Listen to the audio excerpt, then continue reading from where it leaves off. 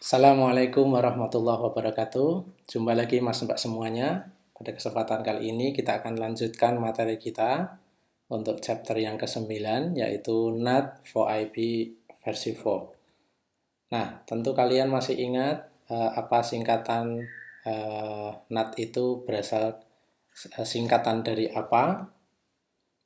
Ya, betul sekali. Network Address Translation. Nah, pada chapter 9 ini kita akan membicarakan bagaimana NAT itu beroperasi. Kemudian nanti kita di sesi praktek kita akan praktekkan bagaimana mengkonfigurasi NAT menggunakan CLI seperti yang kita biasa gunakan dan bagaimana troubleshoot untuk NAT ini. Nah, kita mulai yang pertama dengan bagaimana NAT ini beroperasi. Nah, kita lihat dulu bahwa kita kenal ada istilah private address dan ada istilah public address. Nah, private address itu adalah alamat IP yang digunakan di dalam organisasi atau di dalam jaringan kita. Maka kita dulu kenal ada istilah kelas A, ada kelas B, kelas C, 192, 16800 dan sekian, 172, 1600 sampai sekian, 10.000 sampai sekian. Nah, ini adalah private address. Di mana kalau private address itu hanya akan dilihat ya, jadi IP ini adalah IP yang kita assign kepada seluruh perangkat-perangkat yang ada di dalam organisasi kita, di dalam perusahaan, di dalam kampus kita. Nah, kemudian nanti private IP address itu tidak bisa di-route, tidak bisa dipanggil dari internet, dari luar jaringan kita, dari luar perusahaan kita. Maka apa yang kita sebut dengan NAT, yaitu Network Address Translation, ini digunakan untuk mentranslasikan, menerjemahkan IP private IP address tadi ya, yang ada di setiap device di dalam organisasi kita menjadi public address. Nah, public IP address yang nanti public IP address itulah yang bisa di-route di internet. Nah, gitu. Satu public IP address bisa digunakan untuk ratusan ribuan device yang memiliki private IP address. Maka kalau kita di satu organisasi, di sini ada sekian banyak device, maka keluarnya ketika kita keluar ke internet hanya cukup dengan satu public IP address saja. Nah, itulah nanti fungsinya, peran pentingnya NAT di situ.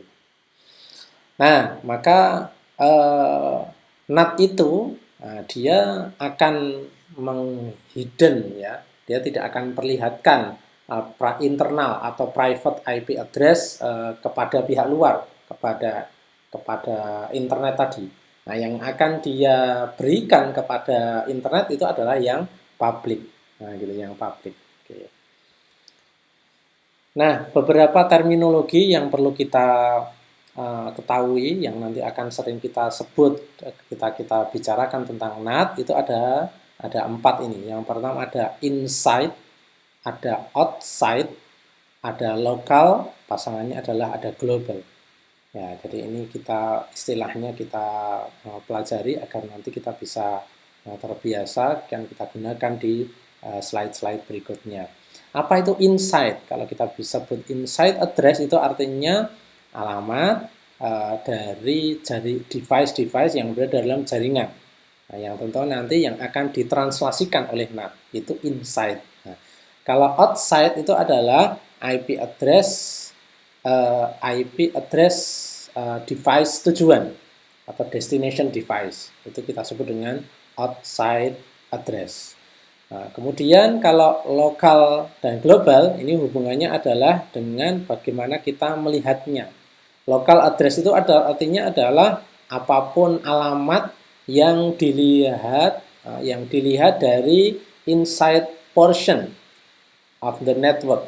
Ya, jadi di inside network ini yang kalau di gambar ini sebelah kiri, maka itu semuanya kita sebut dengan local address. Sedangkan yang sebelah kanan ini adalah batasnya ada router di situ. Router yang nanti di situ kita akan aktifkan, kita install NAT di situ.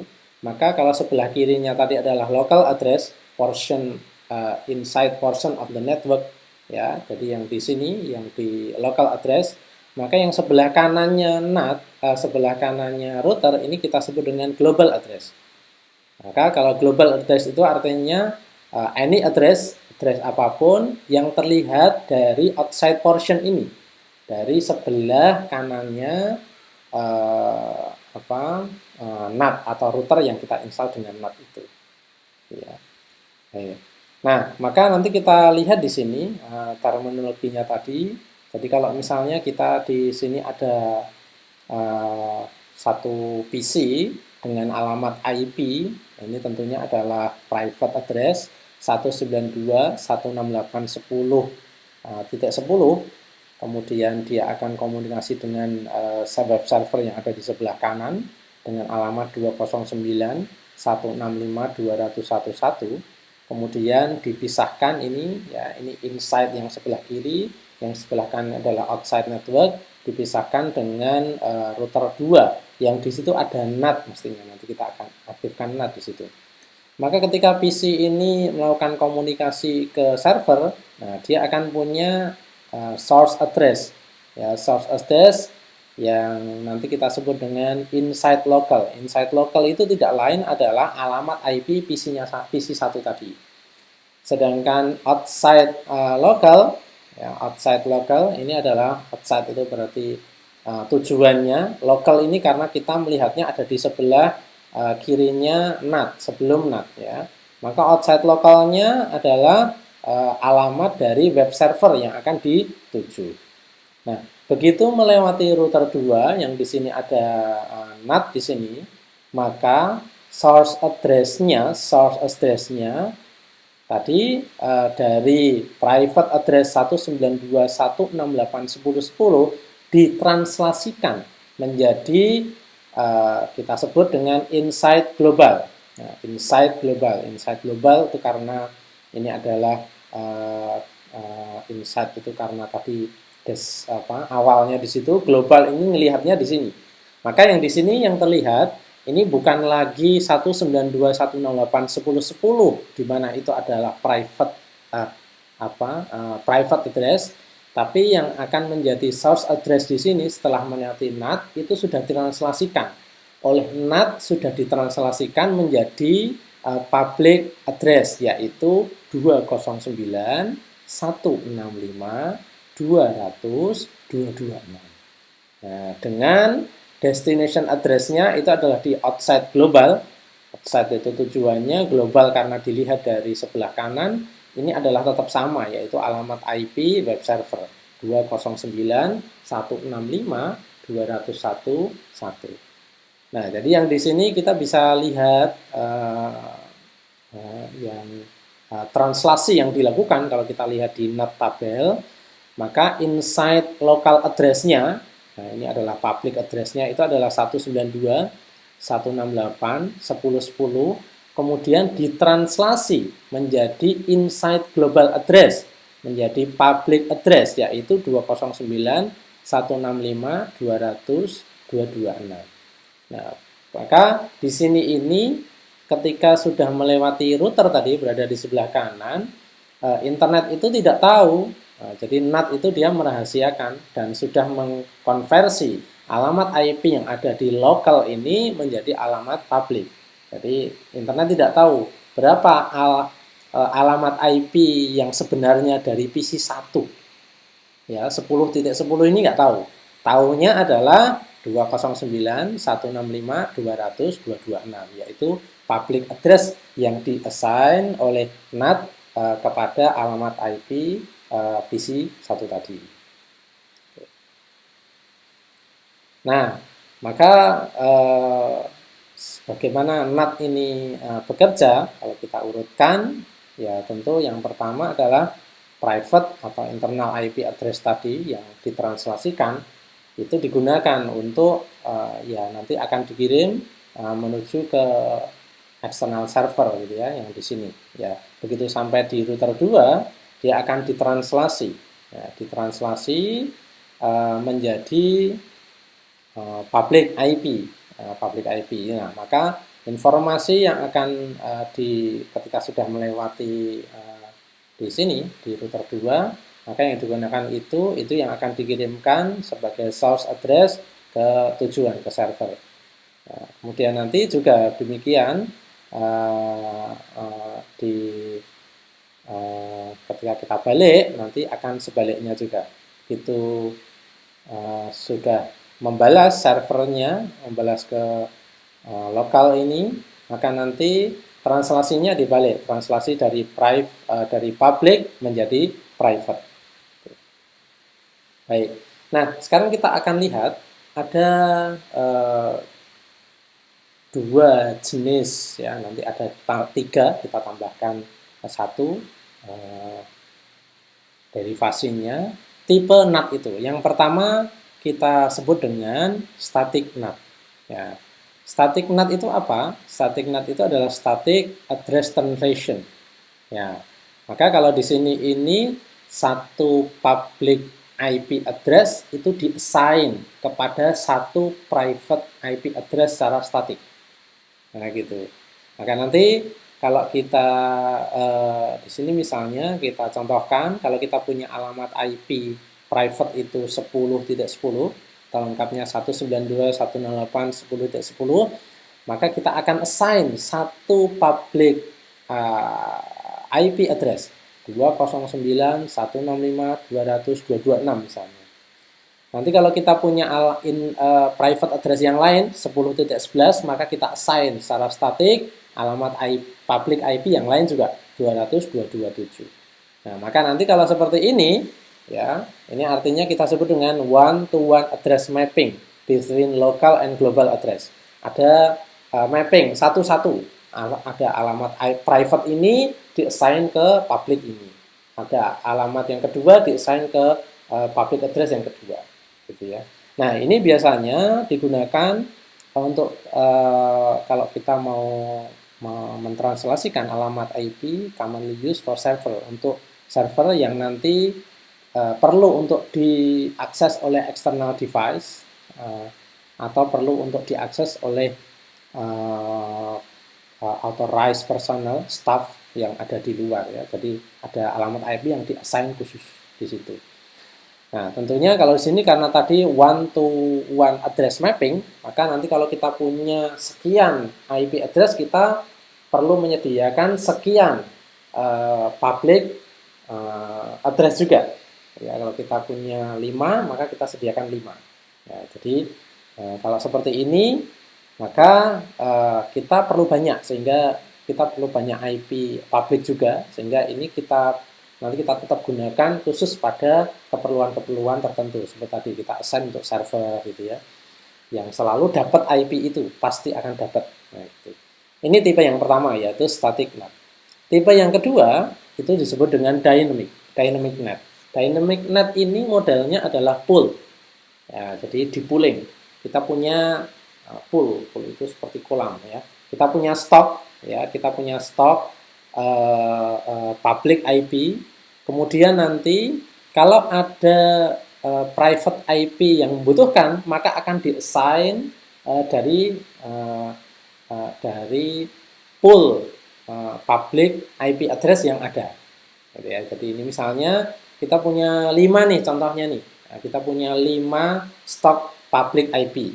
Nah, kemudian nanti modelnya adalah first come first serve. Artinya kalau ada alamat IP private yang butuh, maka akan di-assign satu.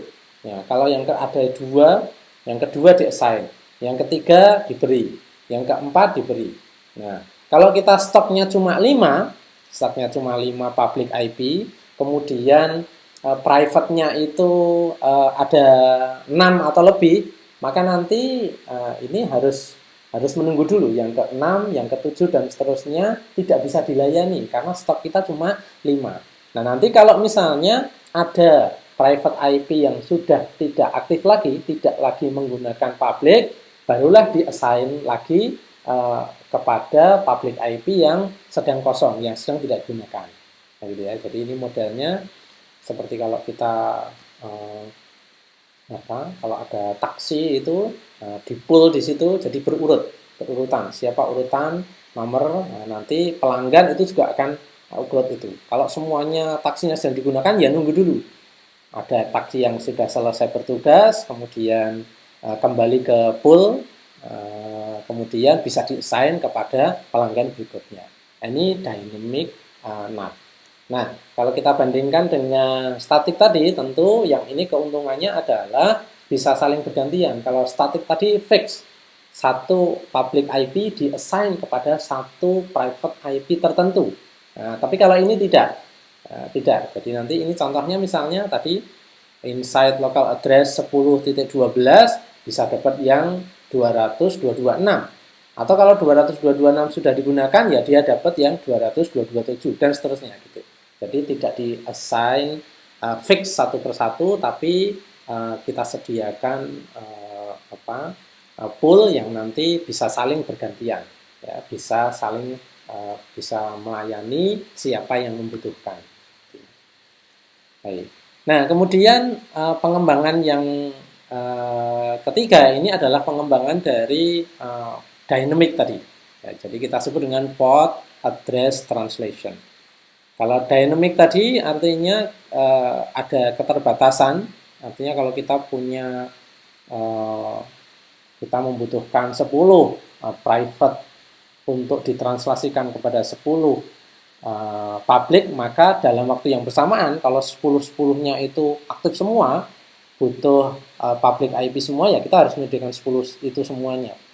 Kalau nanti lebih banyak lagi, harus menyediakan lebih banyak lagi dalam waktu yang bersamaan.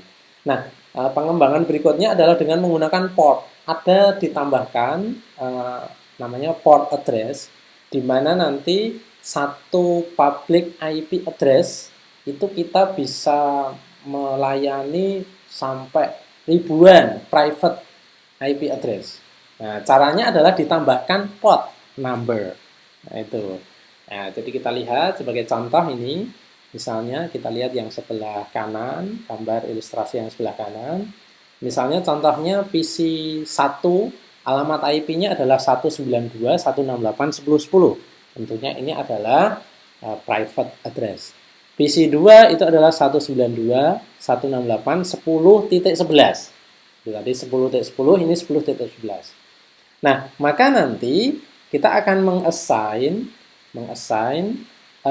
tadi kita tandai dulu, kita berikan nomor port namanya. Jadi tadi source address-nya itu di inside network 192.168.10.10 itu kita beri tanda, kita beri nomor port misalnya 1555. Nah, 1555. Kemudian yang PC 2 yang punya alamat 10.11 kita tandai dengan port 1331. Nah, maka ini tanda port ini yang penting sekali. Kemudian kita akan berikan, nanti NAT itu akan memberikan public IP sebagaimana nomor port yang tadi di-assign kepada private. Maka sebagai contoh, PC 1 yang tadi alamat IP-nya adalah 10.10 dengan nomor port 1555, itu kita assign dengan public IP 209.165.200.226. Portnya adalah kita sesuaikan dengan yang tadi 1555 gitu. Nah, kemudian ini hematnya di sini ini. PC 2 yang tadi punya alamat IP-nya 10.11, kemudian kita beri nomor port 1331, kita assign dengan nomor port yang lain. Nah, gitu. Menggunakan public IP yang sama, yaitu 209.165.200.226, tapi nomor portnya adalah 1331. Nah, maka kalau kita lihat di sini, ini artinya satu public IP address itu bisa digunakan untuk oleh lebih dari satu private address, tapi dengan ditandai dengan menggunakan port number tadi. Nah, ini ya, jadi ini pengembangan lagi, artinya kita lebih bisa hemat lagi public IP, karena nanti perangkatnya yang di dalam jaringan dalam organisasi makin banyak gitu ya, jadi kita butuh untuk menghemat untuk melayani itu. Nah, maka alamat IP ini bisa banyak sekali, biasanya dibuat grup-grup dari 0 sampai 511, kemudian sampai 65.000. Artinya gampangnya dengan dalam satu alamat IP itu kita bisa gunakan untuk sampai 65.000 lebih device. Nah, dengan kita namai menggunakan nomor port yang berbeda tadi. Gitu ya. Baik. Nah, maka kalau kita komparasikan, kita bandingkan antara NAT, NAT dan PET ini, ya tentunya kalau statik jelas ya, statik itu basisnya satu-satu dan fix. Satu alamat IP public di-assign kepada satu alamat private dan fix, itu tidak boleh berganti-ganti. Kalau NAT kemudian kalau NAT biasa yang tadi tetap satu, basisnya satu-satu tapi tidak fix, bisa bergantian menggunakannya. Nah, kalau PAT itu lebih banyak lagi yang bisa kita. Satu public IP bisa digunakan untuk banyak private alamat private, tapi dengan ditandai menggunakan port number tadi. Baik. Nah, nanti kita akan coba berlatih. Setelah ini kita akan lanjutkan dengan latihan-latihan untuk konfigurasi dan untuk troubleshoot bagaimana kita menggunakan network address translation. Terima kasih. Ini kita lanjutkan dengan praktek. Assalamualaikum warahmatullahi wabarakatuh.